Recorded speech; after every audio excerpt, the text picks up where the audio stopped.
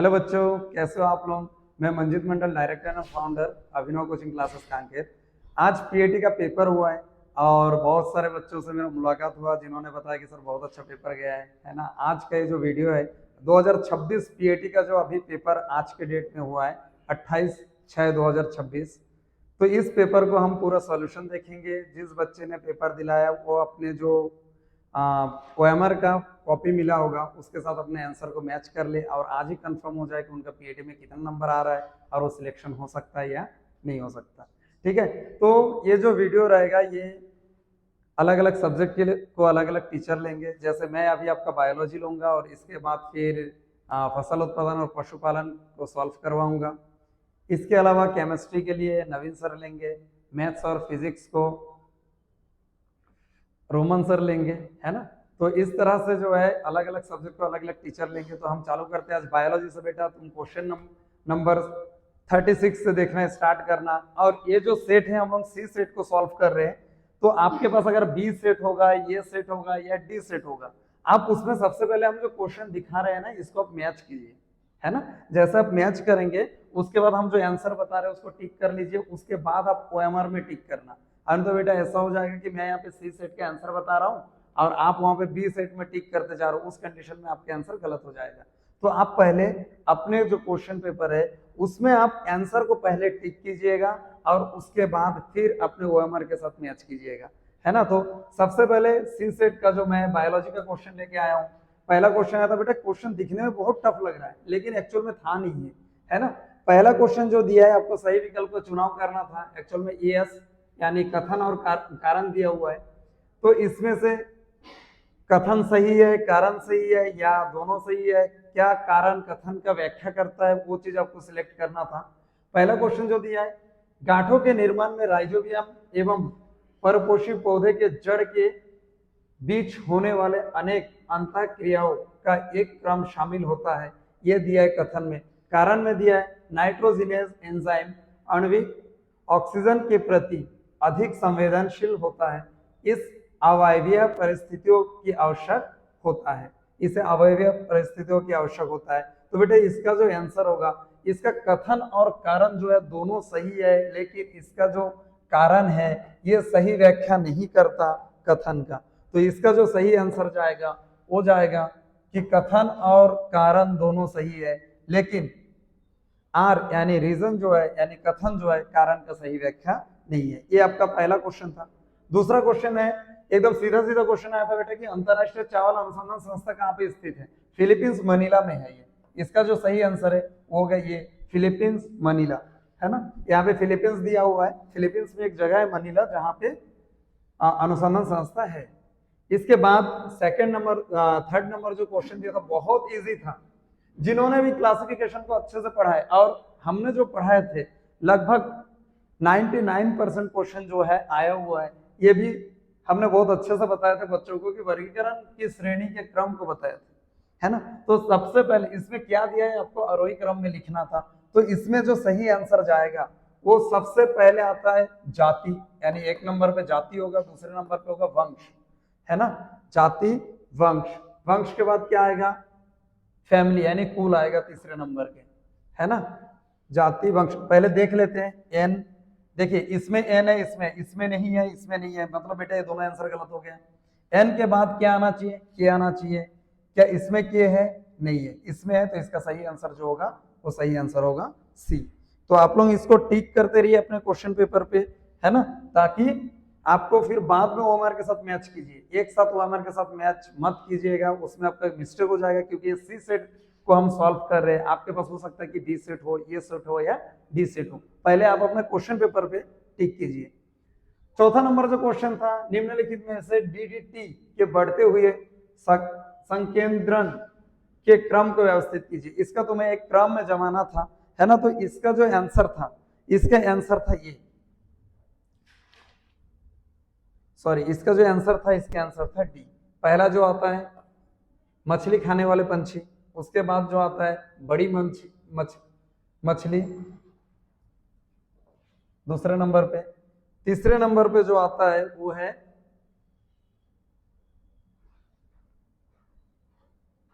जुपलवक, तीसरे नंबर पे। चौथे नंबर पे जो है, चौथे नंबर पे आना चाहिए छोटी मछली, और पांचवें नंबर पे आना चाहिए जल। तो ये इसका सही क्रम था, और इसका जो सही आंसर था वो था डी। आगे अगर हम देखते हैं कि 140 नंबर क्वेश्चन बहुत ही सिंपल क्वेश्चन था कि पौधे के कौन से भाग, बेटा ये क्वेश्चन थोड़ा सा धुंधला हो गया जब पीडीएफ बनाया गया, तो आप थोड़ा सा देखिएगा, इसको मैं पढ़ दे रहा हूँ क्वेश्चन। पौधे के कौन सा भाग द्वितीय वृद्धि में सहायक होता है? बहुत इजी क्वेश्चन था, बहुत सिंपल क्वेश्चन था। प्लांट में जो होता है, एक होता है जाइलम, एक होता है फ्लोएम, एक होता है कैम्बियम। जाइलम जो है पानी को जड़ से पत्ती तक पहुंचाता है, फ्लोएम जो है वो पत्ते से भोजन को अलग अलग जड़ या फिर अलग अलग शाखाओं तक पहुंचाते हैं। लेकिन जो कैम्बियम होता है ये सेकेंडरी ग्रोथ के लिए जिम्मेदार होता है बेटा। तो इसका जो सही आंसर है वो क्या होगा? आंसर क्रमांक मतलब आंसर नंबर सी होगा, है ना। तो आप अपने क्वेश्चन पेपर के साथ मैच कीजिए। 41 नंबर क्वेश्चन, केचुआ किसके द्वारा श्वसन करते हैं? बहुत इजी क्वेश्चन था। केचुआ जो है वो त्वचा से श्वसन करते हैं, इसका कोई अलग से श्वसन अंग नहीं पाया जाता केचुआ में। तो इसका जो सही आंसर होगा वो होगा त्वचा द्वारा श्वसन करते हैं। इसके बाद 42 नंबर क्वेश्चन था, भारत सरकार ने पहली बार जल संसाधन की सुरक्षा के लिए जल यानी प्रदूषण के रोकथाम और नियंत्रण अधिनियम किस वर्ष पारित किया था? बेटा सीधा क्वेश्चन आया हुआ था, इसका सही क्वेश्चन है 1947, है ना। इसके बाद जो क्वेश्चन दिया है फिर से कथन और कारण वाला ही क्वेश्चन है, बहुत इजी है क्वेश्चन। पहला क्वेश्चन दिया है, जड़ पौधे से जल, कथन में जो लिखा है कि जो जड़ है पौधे में जाने वाला अधिकांश पानी को सोखता है, बिल्कुल सही है। हम मिट्टी को पानी देते हैं, पत्ती को नहीं देते, ये भी सही है। लेकिन बेटे क्या इसका जो कथन है, ये जो कारण है, क्या कथन का व्याख्या करता है? तो एक बार तुम्हें ये देखना पड़ेगा कि क्या कथन कारण का व्याख्या करता है? नहीं करता। लेकिन कथन और कारण दोनों तो सही है, तो इसका सही आंसर क्या जाएगा? कथन और कारण दोनों सत्य है, लेकिन जो कथन है, जो कारण है, वो कथन की सही व्याख्या नहीं करता। तो इसका जो सही आंसर जाएगा वो जाएगा बी। नेक्स्ट, पौधे के वृद्धि में वृद्धि काफी हद तक सक्रिय कोशिका विभाजन के विशेष क्षेत्र तक ही सीमित होता है, इसका जो सही आंसर होगा वो होगा मेरिस्टेम, है ना। तो इसको आप टिक कर लीजिए, इसका जो सही आंसर होगा, इसका सही आंसर होगा मेरिस्टेम। नेक्स्ट दिया है, नेक्स्ट एस्ट्रोमेटा मुख्य रूप से शामिल होता है। एस्ट्रोमेटा मुख्य रूप से शामिल होता है, किसमें शामिल होता है? एस्ट्रोमेटा। तो एस्ट्रोमेटा जो शामिल होता है ट्रांसपिरेशन में शामिल होता है मुख्य रूप से, तो इसका जो आंसर है वो है बी। नेक्स्ट क्वेश्चन, बेटा ये जो क्वेश्चन है ना बहुत इजी था, जिसने भी पढ़ा है ना। इसका एक वीडियो मेरे यूट्यूब चैनल पे भी डाला हुआ है, internal structure of leaf root का, इंटरनल स्ट्रक्चर ऑफ रूट का एक वीडियो डाला है। आप अगर उस वीडियो को देखोगे तो इसको बहुत इजीली बना लोगे। ये क्वेश्चन क्या बोल रहा है? बाहर से भीतर तक की ओर, यानी जो एक बीजपत्री जड़ है उसके आंतरिक संरचना यानी इंटरनल स्ट्रक्चर को हमें बताना था, और बाहर से भीतर की ओर, जैसे मान के चलो ये रूट है, तो सबसे बाहर में कौन सा लेयर आता है, उसके बाद कौन सा आता है, उसके बाद कौन सा आता है, उसके बाद कौन सा आता है। तो बेटा सबसे बाहर में जो रहता है एपिडर्मिस, यानी पहले आंसर होना चाहिए था एल, है ना। तो एल अगर हम देखेंगे तो यहाँ पे एल तो तीनों ऑप्शन में है, केवल एक में नहीं है, तो ये गलत हो गया, लेकिन बाकी तीनों ऑप्शन अभी भी सही है। एंडोडर्मिस के बाद होता है कॉर्टेक्स, है ना। तो कॉर्टेक्स यानी सेकंड नंबर पे, पहले नंबर पे होना चाहिए एल, फिर होना चाहिए ओ, उसके बाद होना चाहिए कॉर्टेक्स के बाद, है ना, कॉर्टेक्स हो गया, इसके बाद होना चाहिए एपिडर्मिस, कॉर्टेक्स, एंडोडर्मिस यानी के होना चाहिए, है ना। तो अगर हम देखेंगे तो अभी भी बी और डी दोनों आंसर सही है ना। एंडोडर्मिस के बाद होता है पेरिसाइकिल और लास्ट में होता है पित्त, यानी बी आंसर सही है। बी आंसर सही होगा बेटा इसमें। तो ये बहुत इजी क्वेश्चन है। आप अगर जो बच्चे इस साल पेपर दिला चुके हैं, है ना, उनका तो सिलेक्शन हो जाएगा, लेकिन जो बच्चे आगे तैयारी करना चाहते हो, अगर वो किसी तरह कोचिंग तक नहीं आ पा रहे तो यूट्यूब चैनल से भी पढ़ सकते हैं। इंटरनल स्ट्रक्चर ऑफ रूट के बारे में यूट्यूब में ऑलरेडी वीडियो डाला हुआ है। इसके बाद 47 नंबर जो क्वेश्चन है, 47 नंबर क्वेश्चन भी बहुत इजी था कि ग्रीन हाउस में, ग्रीन हाउस गैस किसको बोलते हैं? बेटा नाइट्रोजन को छोड़ के यहाँ पे जो है ये सब ग्रीन हाउस गैस है, यानी इसके आंसर होना चाहिए जे, के और एल। जे के और एल अगर हम देखेंगे तो ये जे के और एल जो है ये सी ऑप्शन में, तो इसका जो सही आंसर है ये होगा सी। इसके बाद अगर हम देखें तो ये एक सेल डिवीजन से क्वेश्चन आया हुआ है, बहुत इजी क्वेश्चन था, जिसने सेल डिवीजन को अच्छे से पढ़ा होगा वो आराम से बना लिया होगा इसको, है ना बेटा। ये बहुत इजी था, ये आप भले समसूत्री विभाजन पढ़े हो या अर्धसूत्री विभाजन पढ़े हो, दोनों के लिए ये क्वेश्चन लगभग सेम ही था। सबसे पहले इसमें क्या बोले, आपको इसमें सही जोड़ी बनाना था। बेटा देखो, जब तुम्हें एक का पता ना हो तो दूसरे से पता करना चाहिए। तो जिसने भी सेल डिवीजन आज नहीं तो कभी पढ़े होंगे, उन्होंने ये जरूर पढ़े होंगे कि जो प्रोफेस, मेटाफेस, एनाफेस और टीलोफेस होता है, इसमें जो एनाफेस होता है, एनाफेस है ना, एनाफेस में क्या होता है, जो होमोलोगस क्रोमोसोम है, एक सिस्टर क्रोमेटिड अलग होता है। या फिर अगर मैं टीलोफेस की बात करूं, या मैं प्रोफेस की बात करूं, या मैं मेटाफेस की बात करूं, मेटाफेस में क्या होता है, मेटाफेस में मेनली जो होता है गुणसूत्र, स्पिंडल फाइबर जो होता है गुणसूत्र के काइनेटोकोर से जुड़ता है, यानी ए का जो आंसर होना चाहिए वो होना चाहिए 4। तो अगर हम देखेंगे तो यहाँ पे ए में जो ऑप्शन दिया है केवल 2 ही में 4 दिया हुआ है, तो ये और डी तो गलत हो गया। अब इन दोनों में से एक सही आंसर होगा। इन दोनों में से सही आंसर अगर हम टीलोफेस की बात करें तो टीलोफेस में न्यूक्लियोलस और गोल्जी कॉम्प्लेक्स और एंडोप्लाज्मिक रेटिकुलम फिर से बनता है, यानी बी का आंसर होगा 3। दोनों में है बेटा, तो अभी भी कोई फाइनल नहीं निकला, आंसर क्या होगा। प्रोफेस की अगर हम बात करें, अगर हम प्रोफेस की बात करें तो इनमें से प्रोफेस में क्या होता है ना, तो इनमें से प्रोफेस, एनाफेस, एनाफेस में क्या होता है, जो सिस्टर क्रोमेटिड है वो विपरीत दिशा में चले जाते हैं, यानी डी का आंसर 2 होना चाहिए और D2 इसमें यानी बी आंसर होगा। इसका जो सही आंसर है यानी 48 नंबर क्वेश्चन का जो सही आंसर होगा वो होगा बी। नेक्स्ट क्वेश्चन,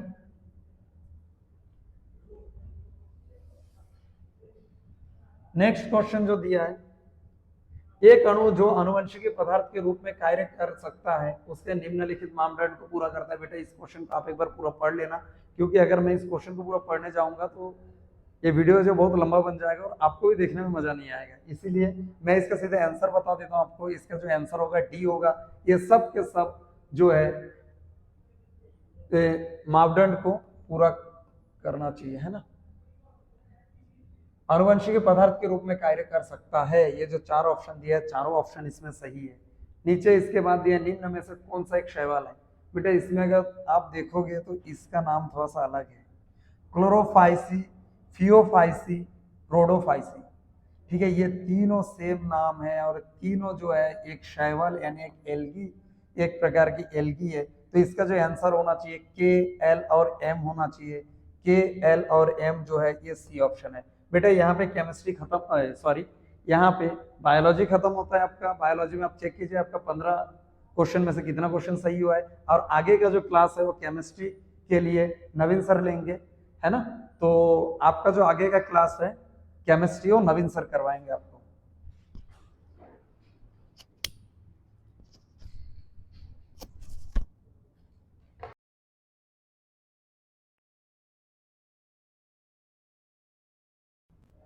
हेलो बच्चों, मैं आपको केमिस्ट्री के क्वेश्चन सॉल्व करवाऊंगा।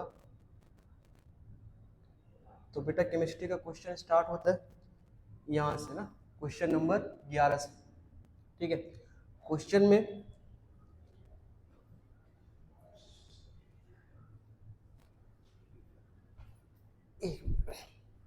हाँ बेटा, क्वेश्चन में पूछ रहा है कि आयनिक त्रिज्या के बढ़ते क्रम में व्यवस्थित कीजिए। तो अगर आप गौर से देखोगे तो सभी के सभी आपके सम इलेक्ट्रॉनिक वाले हैं। ठीक है, मतलब इन सभी में टोटल इलेक्ट्रॉन कितना है, 10 है। ठीक, सम इलेक्ट्रॉनिक के केस में आयनिक त्रिज्या उसके परमाणु क्रमांक के उल्टा होता है। जिसका परमाणु क्रमांक छोटा होगा उसकी आयनिक त्रिज्या क्या होगी, बड़ी होगी। तो इसमें देखो ऑक्सीजन का होता है बेटा सबसे छोटा, ठीक है, इसका होता है 8, एफ का होता है 9, Na का होता है 10, Na का होता है 11 और Al का होता है आपका 13। तो सबसे छोटी त्रिज्या होगी Al। तो O कहाँ पर है बेटा, O है आपका A और B में, तो B और C तो कट गया।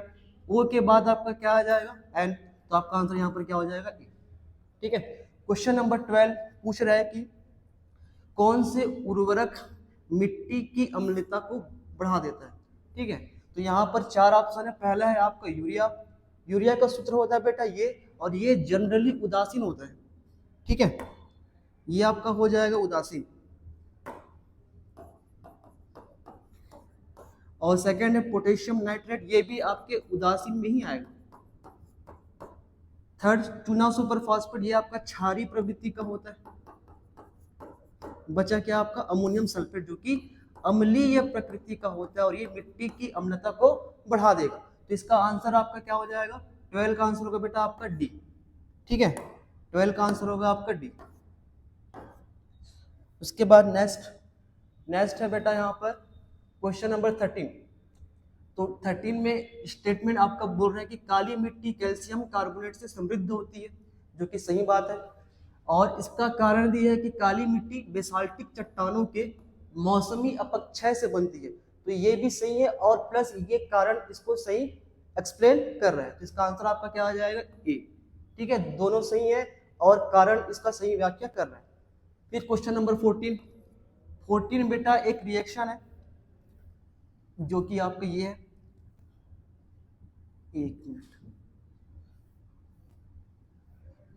ठीक है, हाँ, तो बोल रहे हैं कि NaCl और पोटेशियम डाइक्रोमेट के मिश्रण को हमको सल्फ्यूरिक अम्ल के साथ मिलाना है। तो बेटा आपका ये सब बनता है इसमें, इनको मिलाने पर हमारा बनता है ये क्रोमिल क्लोराइड। इसका नाम है क्रोमिल क्लोराइड, जो कि गहरे लाल रंग का होता है। और बनता है सोडियम हाइड्रोजन सल्फेट, और बनता है पोटेशियम सल्फेट, और बनता है पानी। ठीक है, क्वेश्चन में कहीं पर भी रिएक्शन में कहीं पर भी क्लोरीन गैस नहीं निकलती है, तो एल वाला ऑप्शन हो जाएगा कट। तो यहाँ पर एल कहाँ पर है बेटा, बी और डी में। तो बचा क्या आपका ए और सी। तो मैंने बोला था कि गहरे लाल रंग का वाष्प निकलता है और क्रोमिल क्लोराइड भी बनता है। ठीक है, तो एम जहां पर वो हमारा आपका क्या हो जाएगा, आंसर हो जाएगा। तो ए में हमारा एम नहीं है, कहां पर है, सी में है। इसका आंसर क्या हो जाएगा, सी। ठीक है, नेक्स्ट बेटा बोला है कार्बोकेटाइन की स्थायित्व को बताना है। इन ठीक, तो क्वेश्चन नंबर 15 में बोला है कार्बोकेटाइन की स्थायित्व को बताना है। इन सभी में सबसे लेस्ट स्टेबल होता है आपका मिथाइल कार्बोकेटाइन, ओ वाला। ठीक है, तो ओ कहां पर है आपका, तो ओ कहां पर है आपका, ए और कहां पर है, डी में। ठीक है, और सबसे ज्यादा स्टेबल होगा आपका बेंजाइलिक कार्बोकेटाइन। क्यों होगा, क्योंकि इसमें हमको क्या मिलेगी, अनुनाद मिलेगी। तो एल कहां पर है, सबसे लास्ट में, ए में। इसका आंसर हो जाएगा आपका ए। नेक्स्ट क्वेश्चन है M/5, यहाँ पर M मोलरता को बता रहा है। M/5 पोटेशियम पर मैग्नेट के 1 लीटर विलयन में K+ आयनों की संख्या कितनी होगी। तो ये आपका मोल से लिया गया है क्वेश्चन।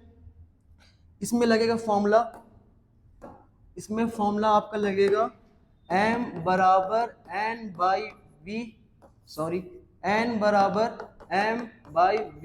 M वहां पर दिया है M/5, M/5 को मैं 1/5 लिख सकता हूँ, विच इज इक्वल टू 0.2। तो 0.2/V, V मतलब आयतन, 1 लीटर यहाँ पर दिया हुआ है, मतलब N बराबर क्या आ जाएगा, 0.2। ये आपका है मोल, और हम लोग जानते हैं कि 1 मोल में होता है 6.022 इंटू 10 की पावर 23। तो 0.2 में क्या हो जाएगा, 0.2 इंटू 6.02 इंटू 10 की power 23, which is equal to 1.2 into 10 की पावर 23। इसका आंसर हो जाएगा सी। इसका आंसर हो जाएगा आपका सी। ठीक है, क्वेश्चन नंबर 17, कौन से विटामिन जल में घुलनशील है। ठीक है, तो आप लोग तो जानते होंगे कि वसा में कौन कौन सा होता है घुलनशील, ये लिख देता हूं। वसा में होता है बेटा एडिक, ये विटामिन आपके वसा में होते हैं घुलनशील। ठीक है, और जो बच गया वो आपका क्या हो जाएगा, जल में घुलनशील। तो कौन कौन बच गया, बी और सी बच गया, तो के और एल कहां पर है, सी में। इसका आंसर हो जाएगा सी। ठीक है, क्वेश्चन नंबर 18, बोल रहा है लायोफोबिक सॉल्ट। लायोफोबिक का मतलब होता है द्रव विरोधी। द्रव विरोधी सॉल्ट को आसानी से संकुचन, संकुचन मतलब बेटा स्कंदन, स्कंदन हो जाता है, सही बात है, स्कंदन हो जाता है, ठीक है। द्रव विरोधी और द्रव स्नेही में द्रव विरोधी का होता है, तो पहला सही है। सेकंड बोल रहा है कि द्रव विरोधी सॉल्ट मतलब लायोफोबिक सॉल्ट स्थायी नहीं होते, ये भी सही है, क्योंकि उनका वितरण माध्यम के प्रति आकर्षण कम होता है, ठीक है, तो ये भी सही बात है। प्लस ये जो कारण है इसकी सही व्याख्या कर रही है, तो इसका आंसर हो जाएगा फर्स्ट ए। नेक्स्ट है आपका क्वेश्चन नंबर 19। इसमें पहला दिया है बेटा एथिलीन। एथिलीन का सूत्र होता है, एथिलीन मतलब होता है आपका ethylene, 2 carbon CH2 double bond क्या आ जाएगा आपका CH2, ठीक है। इसका बॉन्ड एंगल होगा बेटा 180 डिग्री। एक बार पॉज करो तो बेटा क्वेश्चन नंबर 19 में देखो, ए में दिया है आपका एथिलीन CH2 CH2, ठीक है। हालांकि इसका बंध कोण जो होगा वो होगा बेटा 120 डिग्री, जो कि ऑप्शन में कहीं नहीं है, मिस्टेक हुआ है यहाँ पर ना, यहाँ पर 180 डिग्री दिया हुआ है, ठीक है। और दिया है बेटा तृतीयक एल्कोहल। तृतीयक एल्कोहल होगा बेटा चौथा वाला, बी का चौथा, तो बी का चौथा एक ही जगह पर है, कहां पर है आपका ए में है, इसका आंसर हो जाएगा आपका ए, ठीक है, ए। हालांकि एथिलीन में बंध कोण 120 डिग्री होता है, पता नहीं यहाँ पर 180 डिग्री क्यों लिया है। अगर 180 लिया है तो यहाँ पर आपका एथाइन होना चाहिए था, ठीक है, ये मिस्टेक हुआ है व्याकरण से। Third next question number 20, P x orbital. बेटा पी में होता है 3 कक्षक एक्स वाई और ये जेड, ये एक्स वाला है, ये वाई वाला है और ये क्या है आपका जेड वाला। इसमें से बेटा जो रॉन्ग स्टेटमेंट है वो आपका है एल वाला, कि नाभिक के चारों ओर सभी ओर समान होती है इलेक्ट्रॉन, ऐसा नहीं है ना, नाभिक के चारों ओर समान नहीं है, असमान है, ठीक है, ऐसा एक तरफ ज्यादा है फिर कम है फिर ज्यादा है, ठीक है। तो एल वाला स्टेटमेंट जहां पर भी हो वो हमारा आंसर क्या हो जाएगा, रॉन्ग हो जाएगा। तो एल कहां पर नहीं है, तो ऑप्शन नंबर डी जे के और एम, इसका आंसर हो जाएगा जे के और एम। फिर नेक्स्ट देखते हैं 21, क्वेश्चन नंबर 21 दिया गया है पी के 4.74 और सोडियम एसिटेट, इसकी सांद्रता दी हुई है 0.01 और इसमें हमको निकालना है पीएच, तो इसके लिए एक सूत्र लगेगा पीएच बराबर हाफ पी के डब्ल्यू प्लस पी के ए प्लस लॉग कंसंट्रेशन, ठीक है, लॉग सी। तो पी के डब्ल्यू का मान होता है 10 की घात -14, पी के ए का मान वहां पर दिया हुआ है 0.01, सॉरी सी का मान वहां पर दिया है 0.01, तो क्या आ जाएगा लॉग 10 की घात -2 और पी के का दिया 4.74। जब आप इसको सॉल्व करोगे तो इसका आंसर हो जाएगा बेटा बी 8.037, ठीक है। क्वेश्चन नंबर 22, एक एल्कोहल, एल्कोहल मतलब ROH, एक एसिड के बीच होने वाली अभिक्रिया, तो यहाँ पर होगा एसिड, मैं लेता हूँ यहाँ पर CH3COOH एसिटिक एसिड, बेटा इससे बनता है एस्टर और इस प्रोसेस को बोलते हैं एस्टरिफिकेशन, इसका आंसर हो जाएगा बी। निम्नलिखित में से कौन सा कोलाइड नहीं है, तो आपका क्लोरोफिल कोलाइड नहीं होता, बाकी धुआं, रूबी ग्लास और दूध तीनों ही आपके क्या होते हैं, कोलाइड होते हैं, ठीक है। क्वेश्चन नंबर 22 का आंसर बी, 23 का आंसर है ए। उसके बाद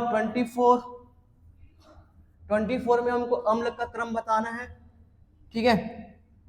यह है आपका फिनॉल, यहाँ पर बेटा CH3 जो है वो प्लस आई प्रभाव दर्शाता है, जो कि अम्लीयता को क्या करता है, कम करता है। तो सबसे कम होगा आपका एल का, देखो एल कहां पर है, सबसे पहले में बी में है, इसका आंसर क्या हो जाएगा बी, ठीक है। 24 का आंसर हो जाएगा बी। लास्ट 25, C4H10O वाले समावयवी अल्कोहल की कुल संख्या कितना है, तो इसका आंसर हो जाएगा बेटा 4। पहला ऐसा बनेगा, दूसरा है ऐसा, तीसरा ऐसा और ये चौथा आपका ए। तो इसके 4 ही बन सकते हैं, 1 2 3 4, इसका आंसर हो जाएगा डी। ठीक है, अब आगे आपको बताएंगे फिजिक्स के हमारे रोमन सर। हेलो बच्चों, तो कैसा लगा केमिस्ट्री का? आप केमिस्ट्री में आप मैच कर लीजिए कि 15 क्वेश्चन में से आपका कितना क्वेश्चन सही हुआ है। टोटल आपका 30 क्वेश्चन हो चुका है ना? तो आगे का जो मैथ्स और जो फिजिक्स है वो रोमन सर करवाएंगे, लेकिन उससे पहले मैं आप लोगों का थोड़ा सा समय लेना चाहूंगा।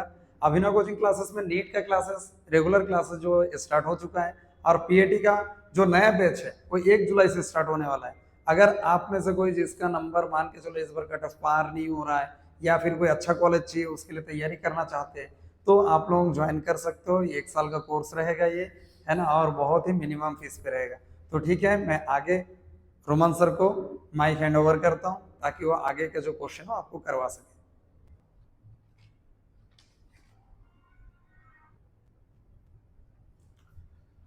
हेलो बच्चों, मेरा नाम रोमन सिन्हा है।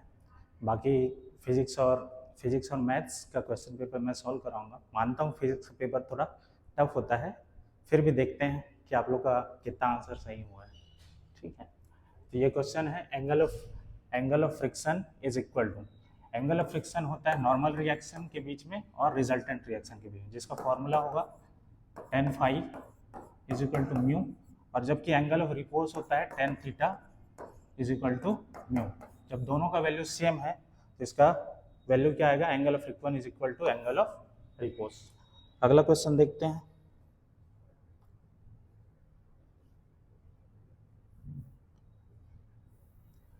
ओके, अगला क्वेश्चन है, बर्तन में पानी का उबालना दर्शाता है। जब अपन पानी रखे हुए हैं किसी बर्तन में, तो जब वो हीट होगा तो मेटल में जो हीट का ट्रांसफर होगा वो होगा कंडक्शन के कारण। मगर जब पानी गर्म होता है तो ऊपर की ओर जाएगा और वहीं पे ठंडा पानी नीचे की तरफ जाएगा। इस सर्कुलेशन को हम लोग बोलते हैं कन्वेक्शन। इसलिए इसका आंसर डी होगा, कंडक्शन एंड कन्वेक्शन। तो जब पानी उबलता है तो उसमें हीट का ट्रांसफर संचालन और संवहन दोनों को दर्शाता है। ओके, अगला क्वेश्चन है, फॉलोइंग स्टेप्स को हमको करेक्टली अरेंज करना है। तो इसका उत्तर ये होगा। पहले हम लोग इसका आंसर मैं बना चुका हूं, पहले देखते हैं। अगर हम लोग देखें कि अगर किसी का पोटेंशियल गियर अगर वो कांस्टेंट है तो उसमें डिफ्लेक्शन क्या होगा? 0 होगा। ठीक है, इसके कारण से गैल्वेनोमीटर में कोई भी 0 डिफ्लेक्शन शो करेगा, जिसके कारण से वहाँ पे सेकेंडरी सर्किट में कोई करंट ही फ्लो नहीं करेगा। करंट फ्लो नहीं करेगा तो हमारा पोटेंशियल ईएमएफ क्या हो जाएगा? 0 हो जाएगा, और जिसके कारण ईएमएफ कहाँ पे दिखाएगा? Balancing length. तो इसका आंसर होगा बी। ओके, ये क्वेश्चन है, match the following. Terrestrial telescope, जैसे कि टेरेस्ट्रियल टेलीस्कोप हम लोग जानते हैं धरती पे जो वस्तुएं हैं उनको देखने के लिए यूज होता है। तो इसका इमेज जनरली इरेक्ट होगा। गैलीलियो टेलीस्कोप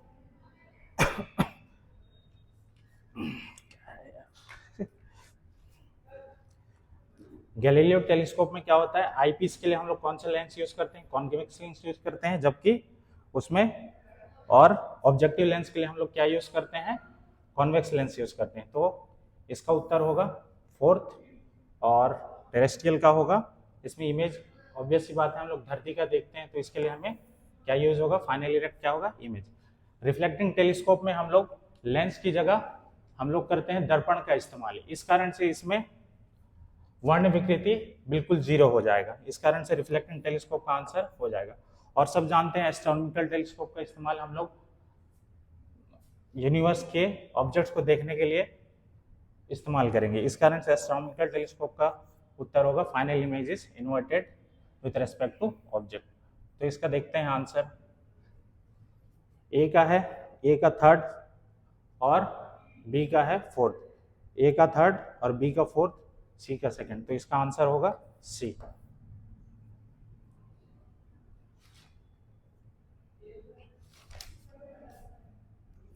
ओके, अगला क्वेश्चन है, which statement are correct for the magnetic field intensity due to long current straight wire. हम लोग को पता है मैग्नेटिक फील्ड इंटेंसिटी का फार्मूला होता है B is equal to mu I upon 2πr। ये होता है मैग्नेटिक इंटेंसिटी का फार्मूला। तो पहले देखो यहाँ पे पहला स्टेटमेंट बोल रहा है B is directly proportional to current. ये आपको सीधा सीधा दिखाई दे रहा है B डायरेक्टली प्रोपोर्शनल है करंट के, तो ये तो सही हो गया। दूसरा बोल रहा है B is directly proportional to R। हम यहाँ पे क्लियरली दिखाई दे रहा है B उसके इनवर्सली प्रोपोर्शनल है, तो ये स्टेटमेंट गलत हो गया। B इनवर्सली प्रोपोर्शनल है R के, ये आपको दिखाई दे रहा है B is inversely proportional to R, तो ये स्टेटमेंट सही हो गया। और यह करता है मीडियम पे डिपेंड, म्यू होता है मीडियम जो कि परमेबिलिटी है, तो उस पर डिपेंड करता है। तो सही उत्तर इसमें से हमको सेलेक्ट करना है कौन कौन सा सही है, J, L और M। तो इसका सही उत्तर हो जाएगा A, J, L, M। और यहाँ पे पांचवा क्या है, गलत उत्तर है। ओके, अगला सवाल है असर्शन रीजन बेस्ड है। इसमें असर्शन और रीजन बताया गया है, इसमें आपको बताना है कि उसको सही एक्सप्लेन कर रहा है कि नहीं। ओके, ये बोल रहा है capacitance of a spherical condenser decreases if the separation between the sphere increases. यह है असर्शन। और दूसरा है capacitance is directly proportional to the separation between the conduction. Capacitance का फॉर्मूला जैसे आप लोगों को पता होगा, C is equal to 4 epsilon naught A B upon B minus A। ये B है सिलेंडर का रेडियस, जबकि A क्या है, स्फीयर का रेडियस। तो यहाँ सीधा सीधा हमको दिखाई दे रहा है कैपेसिटेंस का कंडेंसर डिक्रीज होगा अगर उन दोनों के बीच में, अगर ये बढ़ेगा तो ऑब्वियस सी बात है ये क्या होगा, डिक्रीज होगा। तो असर्शन तो यहाँ पे सही है। अब दूसरा ये बोल रहा है capacitance is directly proportional to the separation between the conductance. यहाँ पे देख रहे हैं इनका सेपरेशन की वो क्या है, इनवर्सली प्रोपोर्शनल है, जबकि यहाँ पे क्या बोल रहा है, ये डायरेक्टली प्रोपोर्शनल है। तो ये सीधा सीधा दिख रहा है कि ये आंसर गलत है, ये होगा इनवर्सली प्रोपोर्शनल, इनवर्सली प्रोपोर्शनल। सो इसका उत्तर असर्शन रीजन, असर्शन तो सही है बट उसका सही एक्सप्लेनेशन नहीं बता रहा है। दूसरा है असर्शन रीजन सही है और उसका सही एक्सप्लेनेशन नहीं बता रहा है, इसमें सही बता रहे हैं, तो ये भी गलत है। यहाँ पे देखो असर्शन सही है और रीजन क्या है, गलत है, तो इसका सही उत्तर होगा C। ओके, अगला क्वेश्चन देखते हैं। अगला क्वेश्चन है इन वैचारिक चरणों को सही क्रम में लिखें। यदि चुंबकीय क्षेत्र को हम लोग क्या कर दे रहे हैं, दुगना कर रहे हैं। बेटा इसको अगर सॉल्व करना है तो इसके लिए हमको क्या है, बहुत फार्मूला लगा के आपको हर स्टेटमेंट को वेरीफाई करना पड़ेगा, जिसके लिए समय थोड़ा ज़्यादा लग जाएगा। इसलिए इसको मैं ऑलरेडी सॉल्व कर चुका हूँ, तो इसका सीधा मैं आंसर आपको बता देता हूँ, आप अपने आप मैच कर लेना अपने आंसर। इसके लिए होगा सीधा, इसका आंसर होगा A।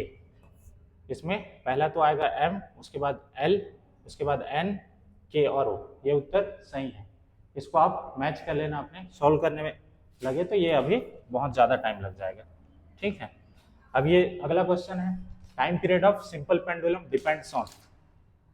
हम लोग जानते हैं टाइम पीरियड का फॉर्मूला होता है T is equal to 2π upon √L upon G।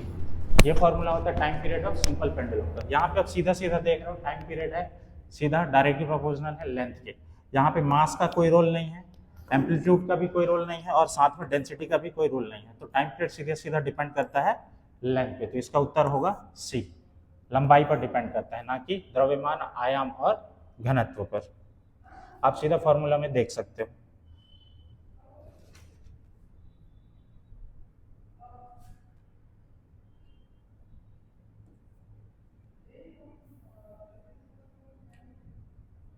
अगला सवाल है निम्न में से कौन कौन सा सही है।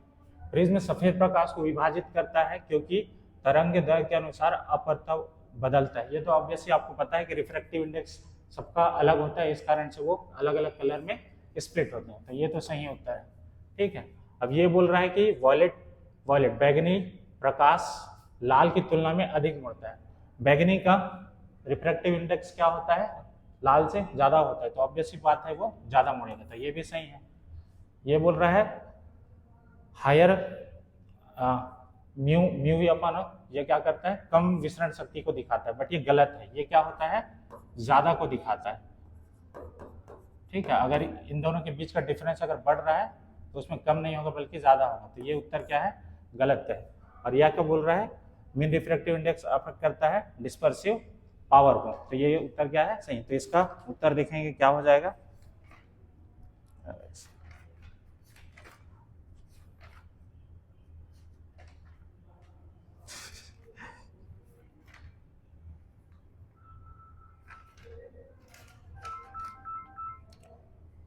ठीक है, अगला क्या है? मीन रिफ्रैक्टिव इंडेक्स अफेक्ट करता है डिस्पर्सिव पावर को। ये अफेक्ट तो करता है बट ये अकेला इसके लिए जिम्मेदार नहीं होता। ठीक है, इसके लिए हमको इनके बीच का डिफरेंस भी हमको देखना पड़ता है, इसलिए ये उत्तर भी गलत हो जाएगा। तो इसका सही उत्तर है जे और के। देखते हैं उत्तर क्या है। इसका सही उत्तर हो जाएगा ए। अगला क्वेश्चन देखते हैं, 10वां क्वेश्चन। 10वां क्वेश्चन बोलता है कि जहाज, लोहे का जहाज तैरता है पानी में क्यों? क्योंकि आयरन का डेंसिटी लो होता है। गलत बात है। आयरन का डेंसिटी, आयरन का घनत्व क्या होता है? पानी से ज़्यादा होता है। उसका वजन हल्का होता है। यह आपको ऑब्वियसली पता है कि शिप, जहाज का वजन कम नहीं होगा, उसका वजन हमेशा क्या होगा? ज़्यादा होगा। तो ये भी गलत है। उसमें हवा नहीं होती। ऐसे कैसे हो सकता है कि जहाज के बीच में हवा नहीं हो? इतना सारा खाली स्पेस भरा पड़ा है तो उसमें हवा तो होगा। तो वो भी क्या हो जाएगा? गलत उत्तर है। तो इसका सही उत्तर हो जाएगा बी। धन्यवाद बच्चों। इसके आगे आप लोग आंसर मैच कर लेना। मैथ्स का हम लोग सॉल्व करते हैं। अभी मंजीत सर पशुपालन और उसका सॉल्व करवाएंगे, उसके बाद मैथ।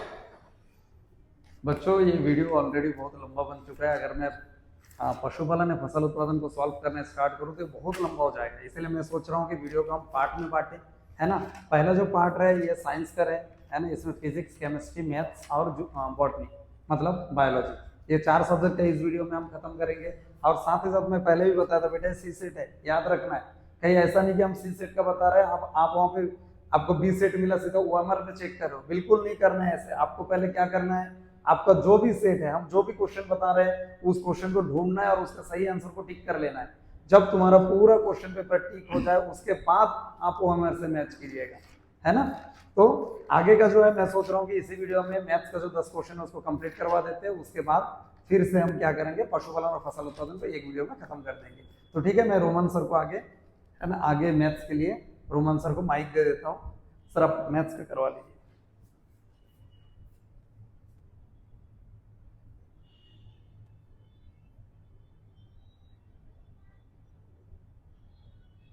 पीछे पीछे पीछे 26 नंबर 26।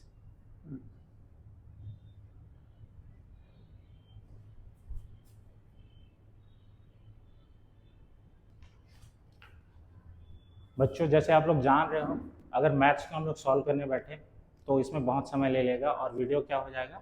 बहुत लंबा होगा। इसलिए हम लोग सीधा सीधा मैथ्स का आंसर बता रहे हैं, आप उसके हिसाब से अपना आंसर मैच कर ले। और ध्यान देना कि पेपर का सेट सी है, किसी दूसरे सेट में मत मैच कर लेना और टेंशन में आ जाओगे। उससे अच्छे पहले सी सेट ही निकालना, उसके बाद में दूसरे क्वेश्चन पेपर के साथ मैच करना। तो 26 नंबर का क्वेश्चन है, इसका आंसर हो जाएगा सीधा ए। असर्शन और रीजन दोनों क्या होता है इसका? सही दिया हुआ है। इसका आंसर हो जाएगा ए। ठीक है, फाइंड लॉग 25 का इसका वैल्यू निकालना है, तो इसका वैल्यू हो जाएगा ए। इसका आंसर भी हमारा है ए। इसको हम लोग सॉल्व करके बैठ चुके हैं, इसको हम लोग सॉल्व कर लिए हैं। तो सीधा मैं आपको आंसर बता रहा हूँ। अगर सोल्यूशन चाहिए होगा तो इसको हम लोग बाद में करेंगे। अभी क्या है, हम लोग बस आंसर की देना चाह रहे हैं ताकि आप जल्दी से जल्दी आंसर मैच कर सके और निश्चिंत हो सके। तो इसलिए इसका सोल्यूशन हम लोग किसी और दिन देखेंगे। अगर किसी को ज़रूरत हो तो आप बेशक हम लोग से कांटेक्ट कर सकते हैं। अभी हम लोग सीधा आंसर की ही दे रहे हैं। अगला 26 का है ए और 27 का क्या होगा? 27 का भी ए है। अगली बारी है 28। ठीक है, 28 का होगा यहाँ पे क्या? The sum of 3 number in GP. तो इसका आंसर है सीधा 18। सीधा आप लोग नोट करते जाइए, मैच करते जाइए और अपना नंबर काउंट करते जाइए। ठीक है, अगला क्वेश्चन है 29 नंबर का, इसका आंसर हो जाएगा 15। इसको हम लोग सॉल्व कर चुके हैं बेटा, तो फिर उतना आपको निश्चिंत रहने है, सारे सवाल करीब करीब सब सही हैं। ठीक है, ठीक है, ये 30वां क्वेश्चन है। एक समांतर श्रेणी का पहला और अंतिम पद क्रम से 6 और 66 है। यदि इनमें कम से कम 3 पद हैं और सभी पद पूर्णांक है तो सार व अंतर के कितने भिन्न भिन्न मान संभव है? इसको अपन जीपी के फॉर्मूला, एपी के फॉर्मूला से सॉल्व कर सकते हैं। सॉल्व करेंगे बेटा तो आखिरी में आंसर आएगा 1। उसमें आप लोग जब आंसर सॉल्व करोगे तो 1 को मत गिनना। हो सकता है बहुत स्टूडेंट 1 को गिने और आपको यहाँ पे आंसर कितना मिलेगा, 12 मिलेगा, और आप आंसर खोजोगे कि है ही नहीं, तो आप 1 को काउंट नहीं करना। ठीक है, इसका सही उत्तर होगा 11। ठीक है, अगला देखते हैं। इस क्वेश्चन को, ये मेरे हिसाब से कठिन क्वेश्चन है, अब कितने लोग किए हैं ये तो आप ही जाने। ठीक है, इसका सही स्टेटमेंट है सभी सही हैं। इसको एक्चुअली इसको सॉल्व करने में मेरा भी हालत खराब हो गया था, तो मैं समझ सकता हूँ कि तुम्हारा क्या हुआ होगा। तो इस क्वेश्चन का सही उत्तर क्या है, ऑल, सभी इसके स्टेटमेंट क्या है, सही है। ठीक है, अगला क्वेश्चन क्या है, इसका वैल्यू निकालना है, लॉग का वैल्यू। ये आपको पता होगा, अगर कोई वैल्यू है लॉग अगर सेम बेस के साथ हो और उसका पावर भी, तो इसका वैल्यू सीधा सीधा क्या हो जाता है, 1 हो जाता है। ये बेसिक लॉग का फॉर्मूला है, तो इसका उत्तर क्या हो जाएगा, 1। ये एकदम इजी क्वेश्चन था, ये अगर आपको फॉर्मूला आता है तो सीधा सीधा तुरंत बन जाएगा, 1 सेकंड का आंसर है, तुरंत बन जाएंगे। और ये सबको सॉल्व करने बैठे तो फिर तो हो गया था। इसलिए ध्यान देना कि कुछ क्वेश्चन क्या होता है, आपका टाइम वेस्ट करने के लिए होता है। ठीक है, तो उस हिसाब से आपको ध्यान रखना है। ओके, अगला क्वेश्चन क्या है, और ध्यान देना हमेशा, अर्थमेटिक प्रोग्रेशन का सवाल क्या है, ज्यादातर आया हुआ है तो उस पर ज्यादा ध्यान दीजिए। ठीक है, इसका क्वेश्चन क्या है, एक गुणोत्तर प्रगति के प्रथम और तृतीय पदों का योग क्या है, 15 है, तथा 5वें और 7वें पदों का योग क्या है, 240 है। तो 9वें पद का ज्ञात करेंगे। तो पहले तो हम लोग क्या कर देते हैं, इसमें इसका उत्तर है 768। सॉल्व करना, nth टर्म का फॉर्मूला निकालना, तो उसमें पहला, तीसरा, उसके बाद 5वां और 7वां का निकालना, और दोनों इक्वेशन ये करके आप माइनस कर दोगे तो आपका उत्तर आ जाएगा 768। ठीक है,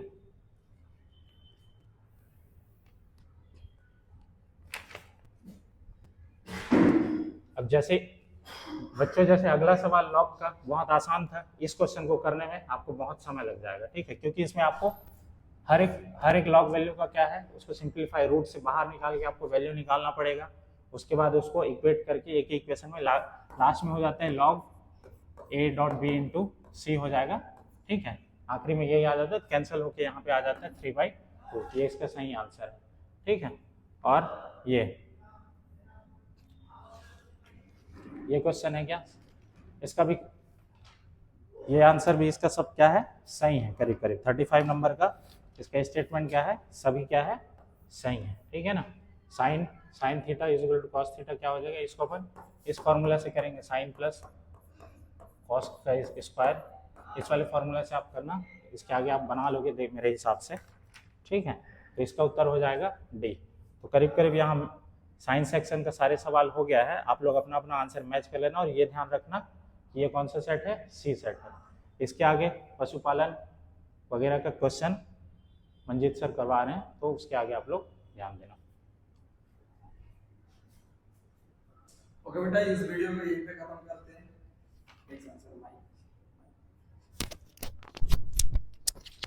सॉरी, माइक नहीं था तो आवाज क्लियर नहीं आता है ना। इस वीडियो का मैं यहीं पे खत्म करते हैं, क्योंकि ऑलरेडी ये 40 मिनट्स का वीडियो बन चुका है। तो आगे का जो है 100 क्वेश्चन वो मैं एकदम फास्ट करवा दूंगा आपको। इस वीडियो को यहीं पे खत्म करते हैं, आप इसको चेक करते रहिए, इसको आप खत्म करने से पहले हम दूसरा वीडियो अपलोड कर देंगे। ठीक है, थैंक यू। और ध्यान रखना है कि हमारा जो पीएटी का कोर्स चालू हो रहा है 1 जुलाई से स्टार्ट हो रहा है ना। अगर आप पीएटी में रेगुलर करना चाहते हो तो बिल्कुल 1 जुलाई से कॉन्टेक्ट करें।